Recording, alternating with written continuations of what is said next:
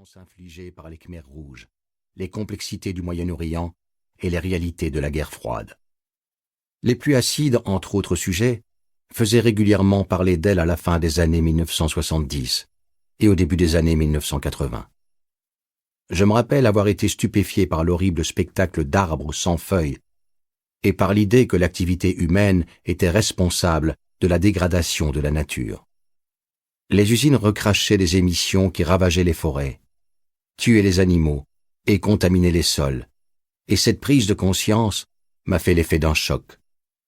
Je n'étais encore qu'un enfant, mais il me semblait évident que nos choix en matière de production de biens de consommation avaient des répercussions dont les effets se feraient sentir partout et longtemps.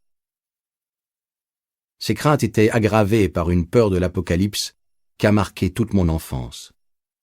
Ma génération a grandi dans l'idée que le monde risquait de connaître une guerre nucléaire globale qui, opposant les États-Unis à l'Union soviétique, ferait des morts à l'échelle planétaire, en raison non seulement de la mise à feu d'innombrables missiles balistiques intercontinentaux, ICBM, mais aussi de l'hiver nucléaire qui résulterait des nuages en forme de champignons provoqués par les ogives au moment de l'impact. Un film d'animation sorti au milieu des années 1980, Quand souffle le vent, brossait un poignant et terrible tableau de ce qui nous attendait.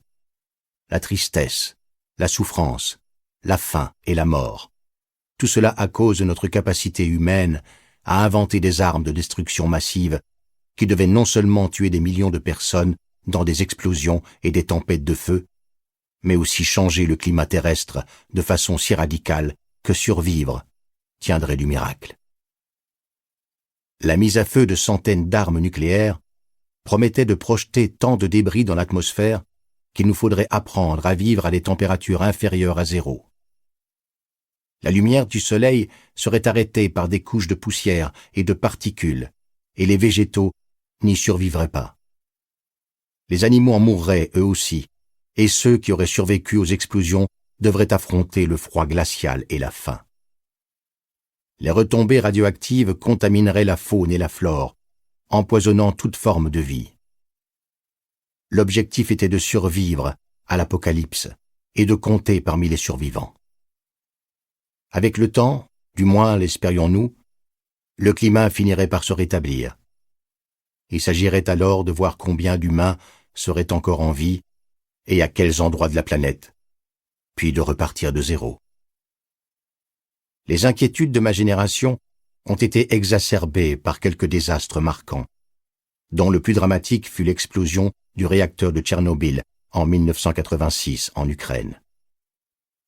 Les rapports sur cette défaillance catastrophique, vigoureusement démentis pendant des jours par les autorités soviétiques, nous ont rappelé que les erreurs de calcul, les jugements erronés et l'incompétence pouvaient affecter le monde que nous habitions. Dans les mois qui ont suivi, j'ai observé de près les cartes des retombées. J'ai surveillé mon alimentation et j'ai acquis une conscience aiguë des dangers liés au changement climatique. Nous passions généralement l'été en Suède, au bord d'un lac. C'est là que nous irions nous réfugier, songions-nous, si une guerre nucléaire menaçait un jour d'éclater. Comme chacun sait, l'hiver suédois est déjà rigoureux, mais ce qui me réconfortait, c'était la perspective d'être à l'abri des soldats, des chars et des missiles. Je me consolais aussi en songeant que les myrtilles, qui restent mon fruit préféré, sont très résistantes au froid. Je m'étais donc préparé un petit sac, posé au pied de mon lit, que je rafraîchissais chaque année avec tout le nécessaire pour le jour où, et non le cas où, les changements climatiques exigeraient une adaptation de notre part. Une tablette de chocolat, un couteau suisse pour fabriquer des arcs et des flèches, plusieurs paires de gants de laine, un jeu de cartes et 3 balles, 2 stylos, pour ne pas être à court d'encre, et quelques feuilles de papier.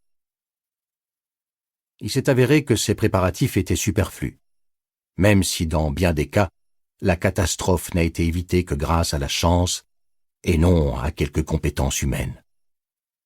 Comme on le sait aujourd'hui, des missiles ont bien failli être tirés parce que des ours en quête de nourriture avaient abattu des clôtures grillagées, ou parce que, dans le cadre d'exercices militaires... Para seguir escuchando este audiolibro gratuitamente, haz clic en el enlace de la descripción y podrás escucharlo completo sin coste gracias a la prueba de 30 días de Audible.